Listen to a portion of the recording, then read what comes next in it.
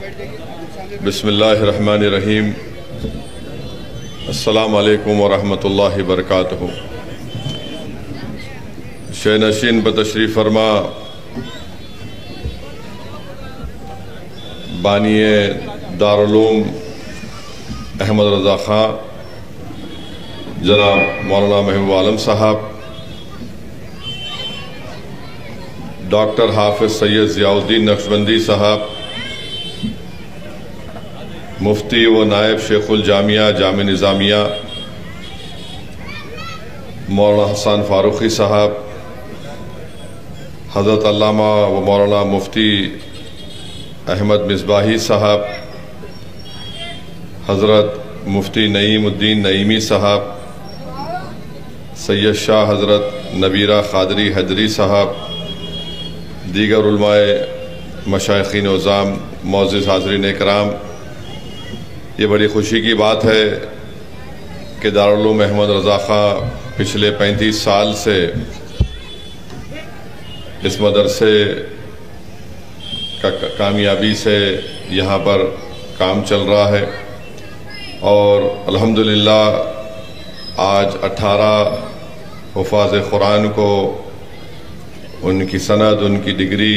دی گئی ہے۔ مبارکباد دیتا ہوں اس مدرسے کے تمام ذمہ داروں کو۔ میں صرف مختصر سے وقت میں اپنی بات کو بول کر یہاں سے نکل جاؤں گا۔ میرے عزیز دوستوں اور بزرگوں، شعبان کے مبارک مہینے میں آپ اور ہم ہیں، اور علماء کرام نے ہم کو یہ بتایا کہ اس مبارک مہینے کا نام شعبان اس لیے رکھا گیا کیونکہ اس میں عرب کے کئی قبائلی لوگ اپنے اپنے قبیلے سے پانی کی تلاش میں نکلتے تھے اور جدا بھی ہو جاتے تھے، اور علماء کرام کی زبان مبارک سے ہم نے سنا، اس حدیث شریف کو سنا کہ اللہ کے رسول صلی اللہ علیہ وسلم نے فرمایا کہ شعبان میرا مہینہ ہے، اور اس کی فضیلت اس طرح سے ہے جیسا آقا دو عالم صلی اللہ علیہ وسلم نے فرمایا کہ میری افضلیت تمام انبیاؤں پر جیسے ہے۔ حدیث شریف میں آیا کہ اللہ کے رسول صلی اللہ علیہ وسلم نے فرمایا کہ شعبان میرا مہینہ ہے، اور میری اللہ سے دعا ہے کہ اس ماہ مبارک میں میری امت کی اللہ زیادہ سے زیادہ مغفرت کرے۔ عزیزان ملت اسلامیہ، علماء کرام کی زبان مبارک سے میں نے سنا کہ رجب ایک ایسا مہینہ ہے جس میں انسان مسلمان اپنے بدن کی صفائی کرتا ہے۔ رجب میں دل کی صفائی ہوتی ہے، اور ماہ رمضان میں انسان کی روح کو پاکیزہ بنایا جاتا ہے۔ تو اس لیے بہت ضروری ہے کہ ہم اس ماہ مبارک میں شعبان میں اپنے دلوں کو صاف کریں، اور حدیث شریف میں آیا کہ جو شعبان میں روزہ رکھتا ہے، اللہ سبحانہ و تعالی اس کے لیے جنت کے دروازے کھول دیتا ہے اور جہنم کے دروازے بند کر دیے جاتے ہیں۔ علماء کرام نے یہ لکھا کہ اس حدیث کے راوی حضرت ابو امامہ بحالی رضی اللہ تعالیٰ عنہ، جب آپ دین اسلام کو قبول کرنے کے لیے اللہ کے رسول صلی اللہ علیہ وسلم کے پاس جا رہے تھے، تو اللہ نے یہ حکم فرمایا کہ ابو امامہ بحالی آ رہے ہیں، ان کی تعظیم کی جائے۔ تو اللہ کے رسول صلی اللہ علیہ وسلم نے جب حضرت ابو امامہ بحالی آئے تو آپ کے لیے اپنے چادر مبارک کو بچھایا، تو حضرت ابو امامہ بحالی رضی اللہ تعالی عنہ یہ فرماتے ہیں کہ یا رسول اللہ صلی اللہ علیہ وسلم، یہ آپ کی چادر مبارک ہے، میں کیسے اس پر اپنا پاؤں رکھ سکتا ہوں؟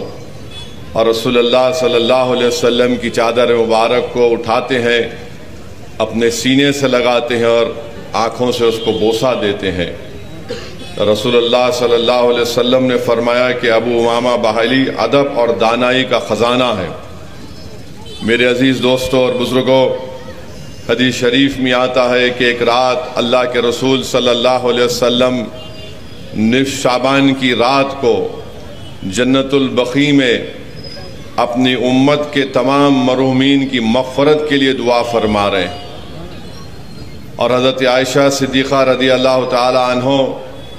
سے حدیث شریف ہے کہ آپ فرماتی ہیں کہ اللہ کے رسول صلی اللہ علیہ وسلم نے فرمایا کہ اب جو آئندہ جمعرات کو شعبان کی 15ویں نصف شب آنے والی ہے، رات آنے والی ہے، اللہ سبحانہ و تعالیٰ اس دن فیصلے کر لیتا ہے کہ کون آنے والے سال میں اس کی موت ہوگی، اور ان تمام لوگوں کی ناموں کی فہرست ملک الموت کو دی جاتی ہے۔ کس کو رزق ملے گا، ان لوگوں کی فہرست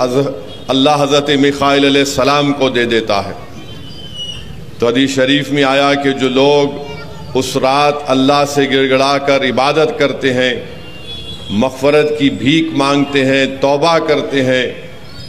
اللہ ان کی توبہ کو قبول کرتا ہے، اللہ ان کی مغفرت کو قبول کرتا ہے۔ اور حدیث شریف میں آیا کہ ان لوگوں کی دعا اور مغفرت قبول نہیں ہوگی تا وقت وہ توبہ نہ کر لے۔ ان میں مشرک ہے، شراب پینے والے ہیں، زنا کرنے والے ہیں،